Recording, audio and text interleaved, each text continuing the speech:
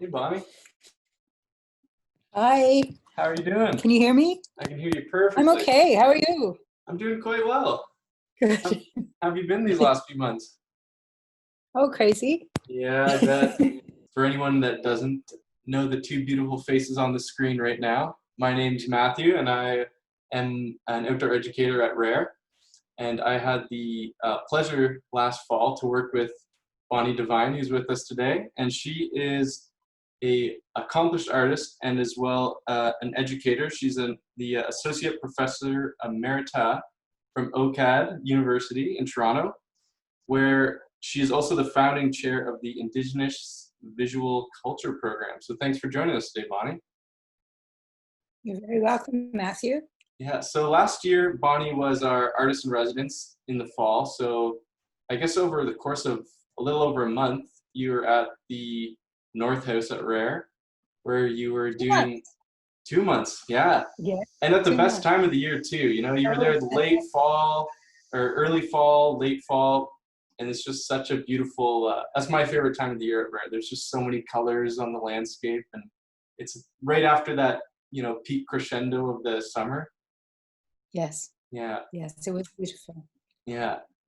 So would you be able to kind of tell us about what your project was at Rare? Sure. I was looking into botanical dyes and properties for making color. So I have an interest in painting, but I'm also very interested in the land thereabouts. Of course, it's on the Grand River, which is a really historical site for so many reasons, but for Indigenous people, of course, a very significant site of settlement and trade. And I started out collecting flowers and leaves and stems and berries and things, and began to investigate how I could potentially turn those into a medium for mark making. So what mark making could be, it might be drawing, it might be painting, it might be writing, it might be dyeing, so you can make marks on cloth.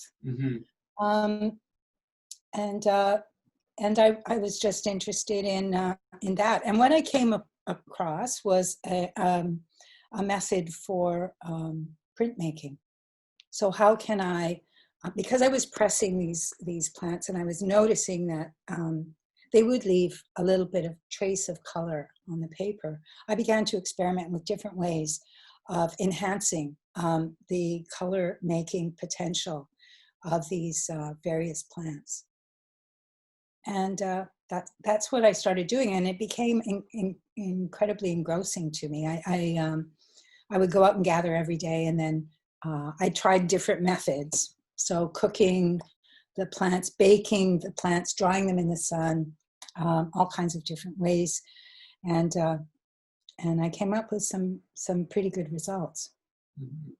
That's interesting. When I hear printmaking, my brain always goes towards say something with like lino cut, where you make a plate that you can replicate thousands or hundreds of times. But these prints you were making, they're one of a kind, right? It was like every single print was, which I found very interesting because it was kind of like that individual plant's voice or print, if you will. Exactly. They're called monotypes or monoprints. Okay. And so this is an old traditional method of making an impression on a paper. And yes, it is like the plant's signature or the plant's voice. And this is very much what I was interested in doing, was allowing the plant to speak for itself and to do as little manipulation to that plant's expression as I could, to be as unartistic, if you can. And that was interesting to me because, of course, I'm an artist and trained in this idea of self-expression. So this was an opportunity for me to open up the practice of art, to allow the voices of the non-human to have expression, to say what they wanted to say. And so That's, that was kind of cool. that's very cool. Yeah, they really do have like each print has a different, different voice. I found even like two prints of the same plant, like maybe not the same branch, but of, say you took two dandelion leaves or two, whatever you found, but those two prints could look completely different, right? Yes. Yes, the results were quite surprising. And they, so you'd see a yellow plant and you'd think, oh, this will print yellow. And Mm-hmm. it didn't always. Yes. There were very, very unique expressions in some of the plant material that would give you beautiful combinations of tones and across a range of value as well. So they're very, I would say they're very eloquent and subtle, actually. Mm-hmm. That was just delightful to be spending that time, seeing what the plant would produce overnight, because you'd leave it overnight. Mm-hmm. You have to weigh them down. And Yeah. in the morning, and I know you, Matthew, you and I did some of this with the students, where we would reveal what was left. And oh my Yes. goodness, it's so delightful. Yeah. Yeah. It was never what you thought you were gonna find, but it was it's always exciting to peel it back and be really surprised by the beauty that you could find there. Yeah. So Bonnie, you got to spend 2 months, working on the land there.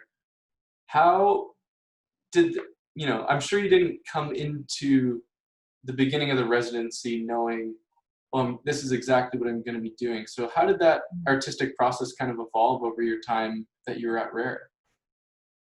Well, that's a good question, actually. When I was contemplating coming to Rare, and I knew I'd be there for 2 months, excuse me, and I did have some idea of the historical, social significance of the site, Right. because the Grand River, of course, is part of the original Haldeman Tract conveyance to the Six Nations, and I've been very, very interested in that history for a long time, and frankly, when I first arrived, I did think that most of what I would do at Rare would be engaging with the various museums and historical sites in the region to try to trace out some of that history. So I was interested in the Iroquoian history. I was also interested in the Scottish history of the region because there were a number of mills that were situated along the Grand and also along the Speed River. And those were built by the early Scottish settlers here. And I thought that this could potentially lead to some thinking and some projects that I might do in future. And so I was really thinking of it more as perhaps a scholarly retreat or an opportunity to dig down into the research of the history. But then when I got to the house, it's in the middle of a meadow, and it's quite isolated from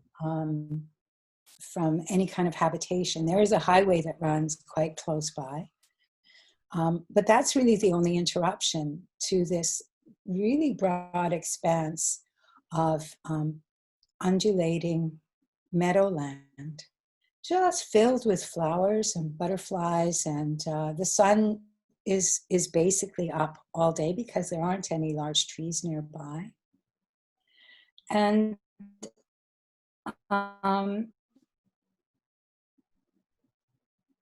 I found that intoxicating. And the museum and sitting there in that dusty corner looking through books, it just didn't feel like that was that was what I was being called to do. Right. And so it was as simple as that. It was as simple as saying, wow, this is such a beautiful place. I think I want to spend time walking around in it. And that's what I did. And I began to notice the small plants. They were going through a transition. It was September and October that I was there.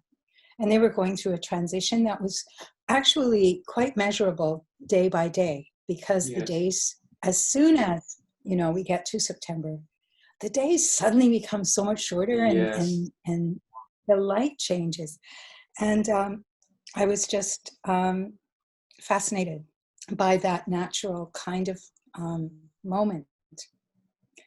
And when I think back to it now, you know, this was pre-COVID. Yeah. This was a time that was we weren't thinking at all that somehow we would be forced in on ourselves in the way that we have been because of the pandemic.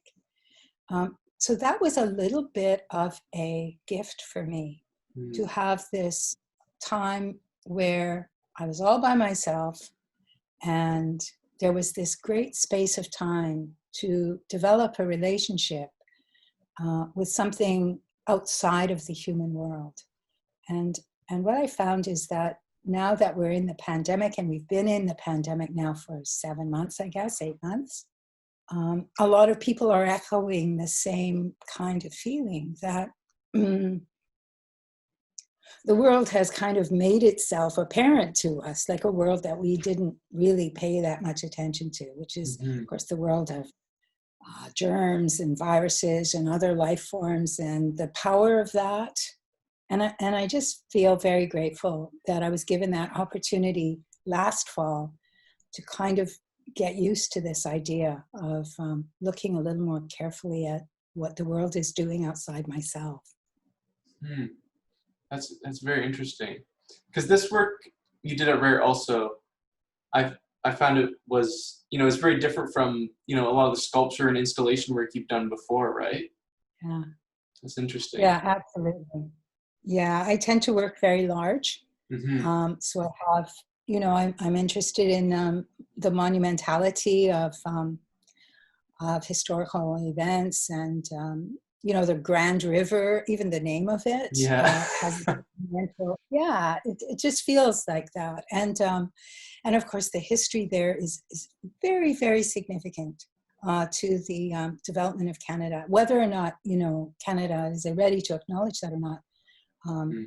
But the presence of the Iroquois at or the Six Nations in that region has had an enormous impact. And so, yes, this was, I was thinking big, you know, and large kinds of sweeping statements and all of that, you know, kind of grandiose, actually, and sort of arrogant, even expression. And then I found instead these very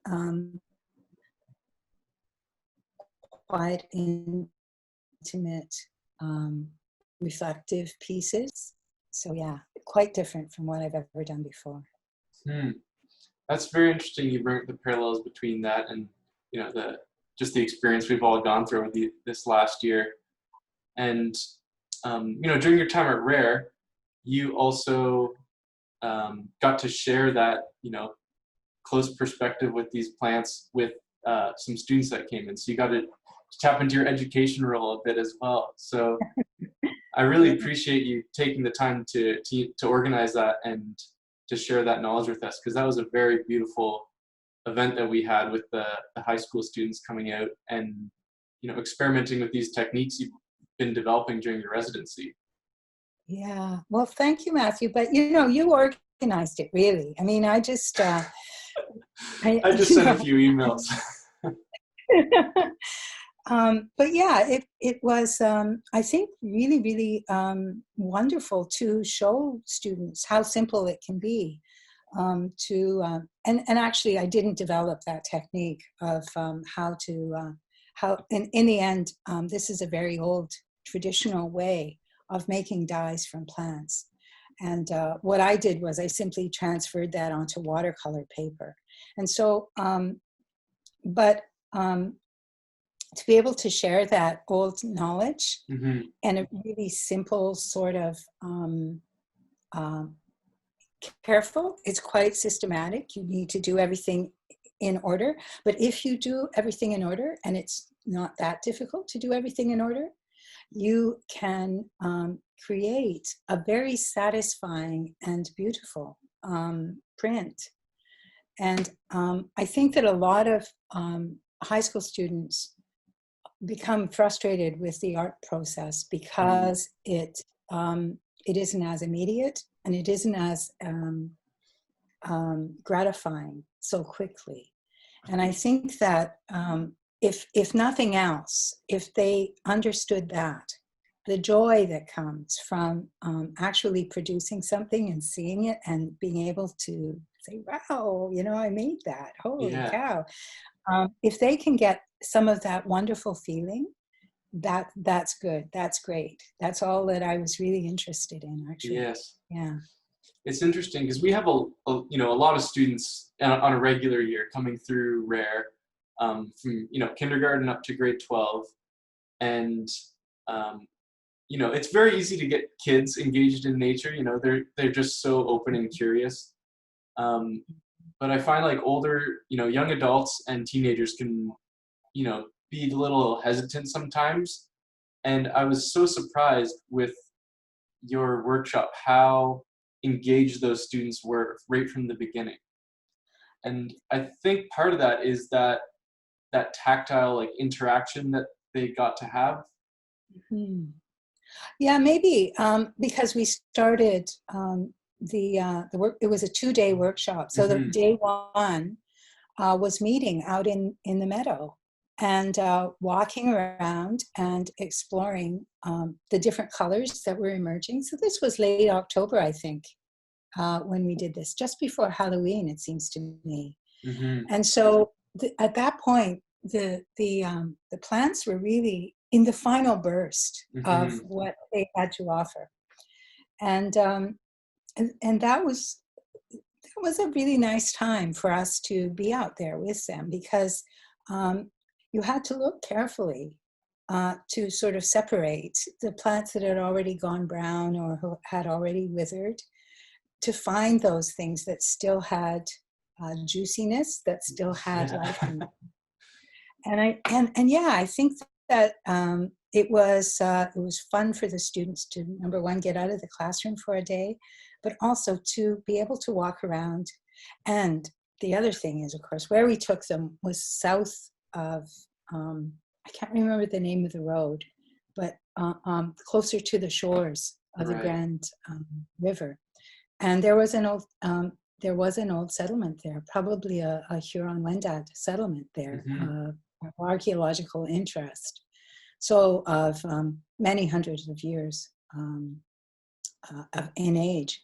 And so we were able to talk a little bit about that as well, and sort of begin to awaken the students' interest in this place and in what was growing there, and what could potentially be lying just beneath the surface. And I think that's part of the power, actually, of place, is if you can walk on it and talk to it a little bit. And I taught them how to address the plant before they picked whatever they wanted to pick, and how to say thank you, and just to begin that very, very gentle approach to our relationship with the place that we're walking on. And I think that they got interested a little bit in that. I hope so. Anyway. I think especially for them, because their high school is right on the other side of the river, on the other shore. Yeah. So this was an especially place-based activity for them, where they got to really have this intimate connection with the land that they live and work on every day, right? Yes. Yes. And that's so curious, because we didn't talk about land acknowledgement while we were doing this workshop. I don't think at all. I don't know that we ever actually did a formal land acknowledgement. But what we did, actually, in our bodies and in our movement across the land, and in our thanking the land and picking these things, and then allowing those plants to leave their impressions on the paper, that's a real land acknowledgement, right? That is an embodied practice of respect and careful attention. And I think I think that was sort of embedded in everything, but not really spoken about so plainly. Mm-hmm. Because otherwise, people get turned off. You know, if you keep on, I've noticed anyway. Non-native people can become turned off by too much language about all of this, and sometimes Mm-hmm.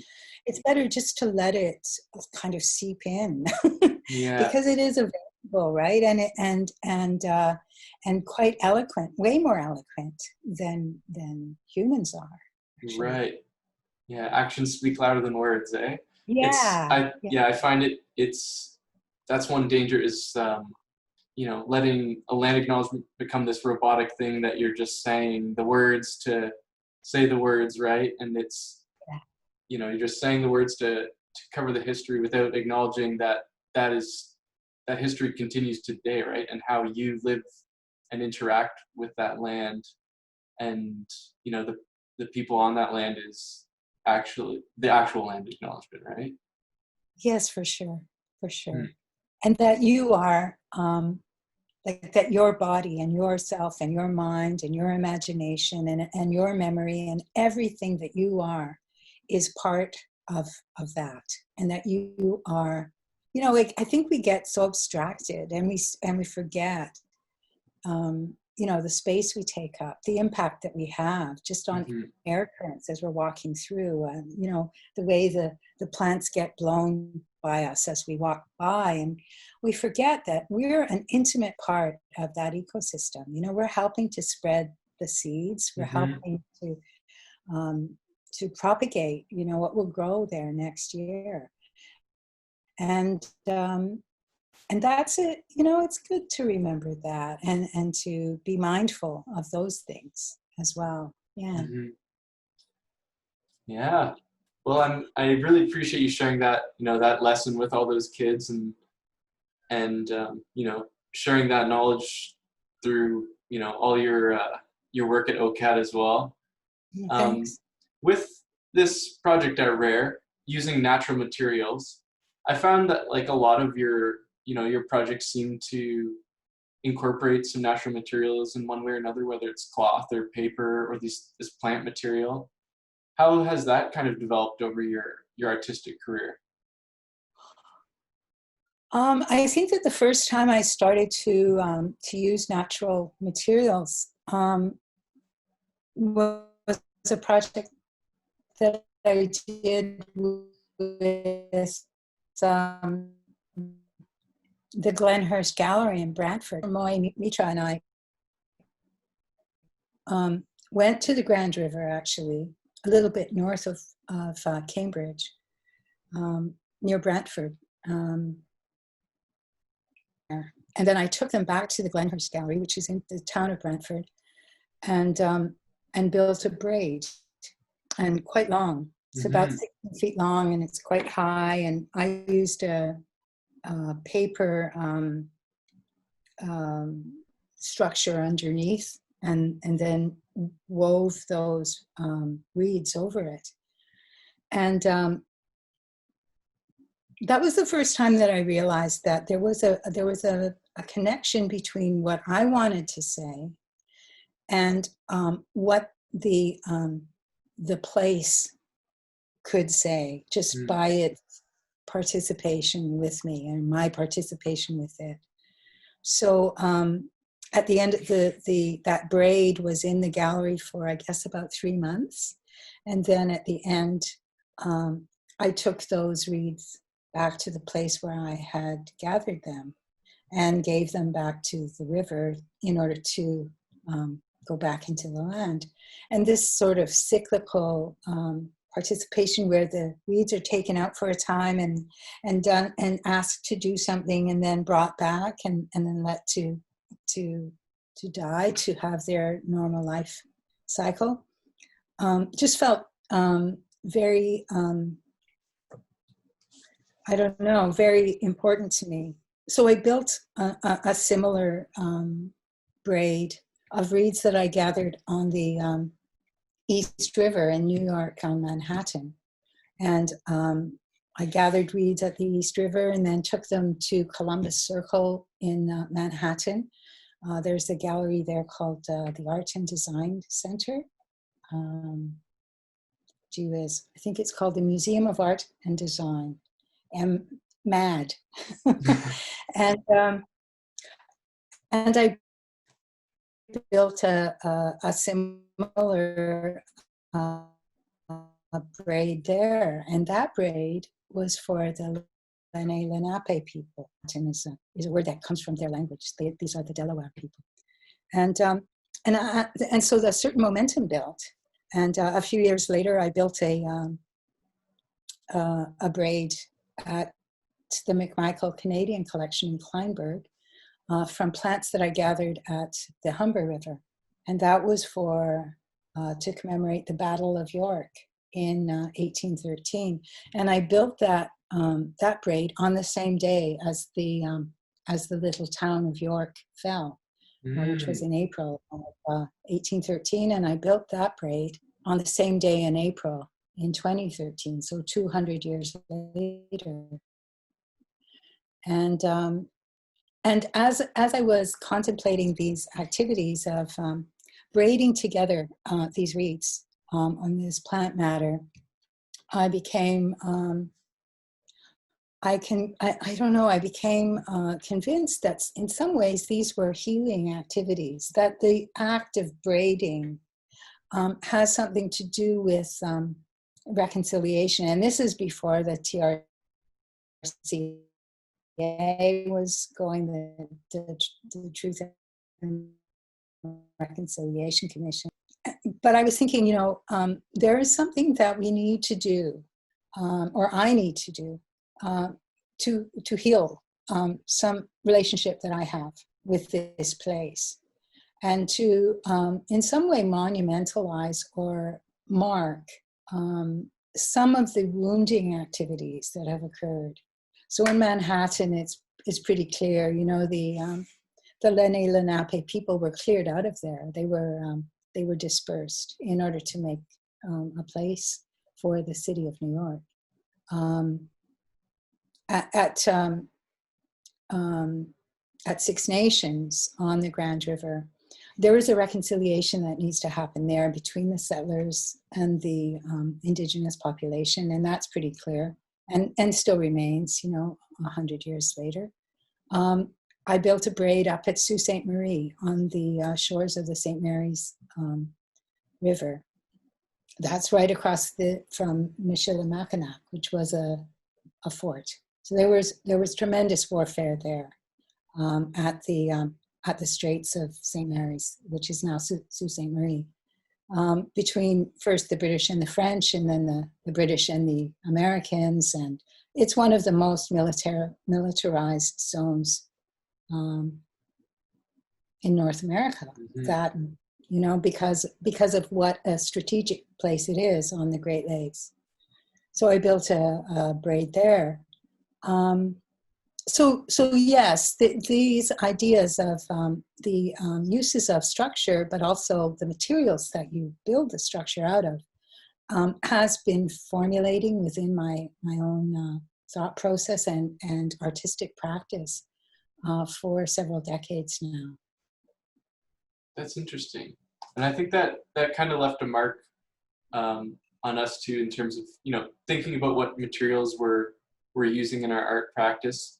Because one of the invasive plants we've been dealing with on our property at Rare is the European buckthorn. So right in its name, it's a plant that was introduced from Europe, and the berries are the birds will eat them, but it's like a diuretic. So then they'll spread those seeds very rapidly, and birds will land on a fence and then spread the seeds there. So it will grow along the edges of fields and things like that. And it's not a great plant because it's got so many spikes on it that it can make it hard for deer to get by. And but one of the things we've been doing is to stop the spread of those seeds is we've been taking those berries and using them to make a very kind of like purpley blue ink and dye. Wow, yeah. So it's been interesting, then it doesn't just become a material you're using, but it's also, what we were talking about before, it's like an interaction with that environment. You're you're putting an impact on that, you know, how that environment is looking and interacting based off the art that the, you know, the kids are making with that. Yeah, I think that's fascinating actually, because by taking the berries, you're preventing them from propagating Yes. necessarily, and you're putting them to good use, right? Mm-hmm. You're kind of intervening in their life cycle in order to impact positively on your own or on, you know, the students. So yes, I think making a dye or a paint out of them is a really um, wonderful way of saying we can welcome you. You know, you're an invasive species. We can welcome you, but here's the boundary, right? And here's Mm-hmm. what we can do. And I think that those sorts of interventions, rather than trying to eradicate the plant or, you know, exile it forever to some horrible place. Yeah, some of the work that I did with the braids involved phragmites, which are Right. another really, really bad invasive Yes. species. So it was making one arm of that braid out of the leaves of the phragmites, but then using, making the other arms of the braid out of bulrushes, and those long, and and and to allow them somehow to mingle in a way that says, let us reconcile, let us figure out a balance here. That doesn't mean that you, phragmite, need to take over everything. Let's learn about sharing. And so, you know, so within that structure of the braid, there was this underlying notion of reconciliation and some kind of building of something that is stronger Mm-hmm. than one particular species can make on its own if it just is allowed to dominate everything else. Mm-hmm. Yeah. That's interesting how the uh, your own artistic practice is kind of braided like that, with the history influencing, you know, what you make, and your own identity and culture as well, Mhm. in the present, and how that interacts with the material. Yeah, yeah, because of course, you know, Canada is very much constructed of all of these different peoples who've come from everywhere. And if we don't learn how to work together and give each other, you know, enough space and voice and expression, um, we're not going to last as a country. You know, the country isn't powerful enough, I don't think, to overcome all of the difference that we're encountering. And, you know, we need to take that on and address it in a good way, you know, Mm-hmm. that is healing for everyone, and that doesn't harm um, any species or any member of the human family. And I don't know how we're going to do this, because, of course, COVID has revealed so many social inequities and, you know, things that we've got wrong and Mm-hmm. that we need to fix. And it's urgent that we fix these things. And I don't know how, you know, making these prints out of flowers and plant material necessarily addresses that. But if it gets us into a frame of mind where we are beginning to realize that everything has value, that everything has something to offer, and that treated tenderly and with respect, it will give that up, then maybe we can teach, you know, the coming generations how to live in better balance and rectify some of the mistakes that have been made in our society. Mm-hmm. Yes, those are some big challenges ahead of us, but I think art is a, you know, it's a great entry point for a lot of people to begin those conversations and that learning, whether that's through, you know, experiencing other people's art or through making art themselves, right? And I think that that workshop you led at Rare, like, you know, I know for myself, like that was a very, opening and awakening experience for, you know, like living on and working with that land in a different way, right? I'm glad to hear that. Yeah. Hmm.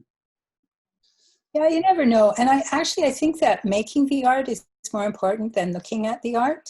Hmm. Because I think that it's when uh, I kind of think, I'm not sure about this, and people will argue, but I kind of think that everybody has a bit of an artist in them, and certainly everybody has an innate desire to express themselves, express Hmm. their feelings and their intuitions, and um, and giving that a space to happen, I think is such a healthy thing. And when you give young people, especially at that age where we were working with high school students, Hmm. where they've come to mistrust their intuitions or their artistic talent or whatever, this is when you start to see or hear people say, "Oh, I can't do that." Yeah. And and I think that it's really important to show them at that stage that in fact they can make something beautiful, and with just a little bit of effort and attention, and that's often enough to make them give it a little bit more effort and attention. And of course, that's what the development of a skill is giving something in particular uh, attention and focusing on it for a little bit every day. That's how you get to learn how to play the Yeah. piano, or how you get to learn how to draw. And I think Yes. that allows youth to see that it's not such a big it's not such a big loss, and there's huge gains from Hmm. that. Yeah. That's very cool. And I appreciate, getting to share that with a lot of those students. And as well, like the work you've done at OCAD with, the Indigenous Visual Culture Program.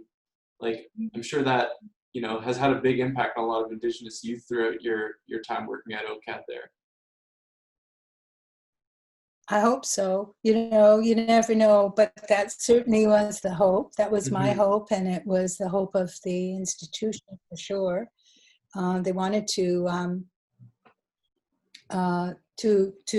give a particular focus to the material culture um, of this place, and I think that that was a very, very innovative and quite risky Hmm. undertaking, but it has worked out. The program is growing, and we are turning out not only Indigenous artists but scholars. Hmm. Um, Thinkers who are going to go out and be the educators for the next generation, and that's a wonderful thing. Yeah. Well, that's we've covered a lot of ground today, Bonnie. That was quite a good time. So what's your future looking like? I know you've become the associate professor emerita at OCAD, so I assume you've got a little more time to play around Yes. with your own artistic practice now. Yes, I do. I do. I have a project that I'll be starting on the 19th of October at the McMichael Canadian Collection in Kleinburg. So I'll be working on a large mural. It's on the ramp that goes up to the second floor, so it's quite large. Hmm. And it's focusing on the Humber River and the carrying place portage that was there, and the history of the Wendat and the Mississauga people who were implicated in that portage. So the Huron were there, the Huron Wendat were there hundreds of years ago, and the Mississaugas much more recently. And yeah, so I'm very excited about that. I've begun gathering paints. I'm making pigment out of the walnut, the black walnut, because I want to use that as part of it. I've been looking at archaeological sites in the region and talking with some of the curators of the artifacts that have been taken out of some of the sites around Kleinberg and further north in Midland, in the Midland region. Mm-hmm. And drawing the connection between those two places, that's what the portage was a way to walk up to Lake Simcoe and then beyond that, right to Georgian Bay. And why was that important? And, you know, who used that and what was carried there and all of that kind of thing. And so it's fascinating. Yeah. I've been deep in that for about, I would say, well, deep in it for about a month. Thinking about it sort of more generally, you know, larger for about 6 months. Yeah. Right. Well, that should be exciting when that comes to fruition next month. That's very exciting. A mural is always such a big project to undertake. You know, it's scary enough to confront a blank canvas, let alone a big blank wall. So.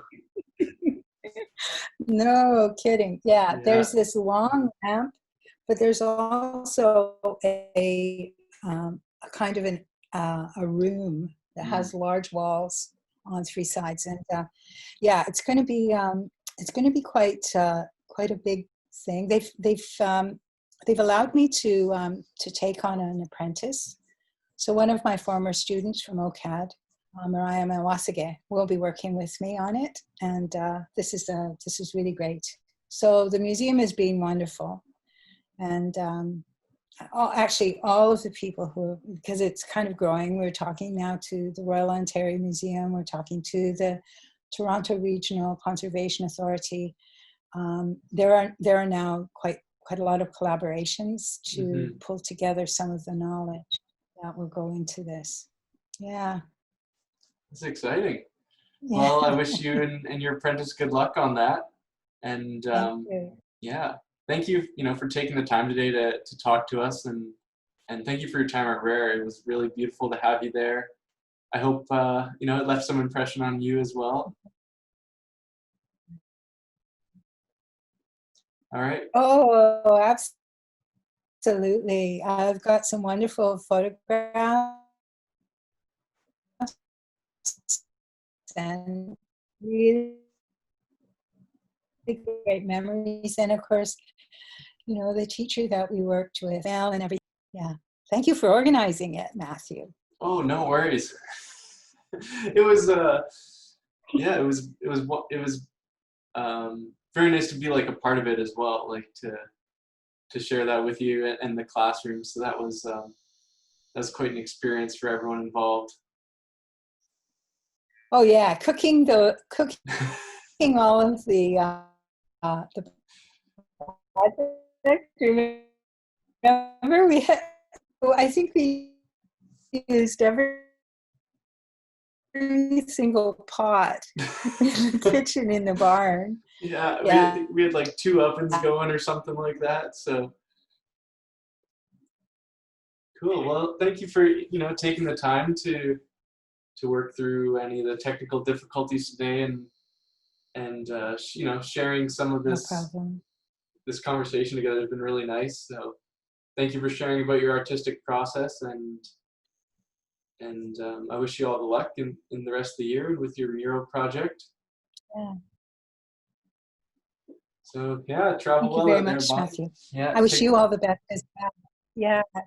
Yeah. Take care. Thank you. We'll talk soon. Okay. Bye-bye. Okay, bye-bye.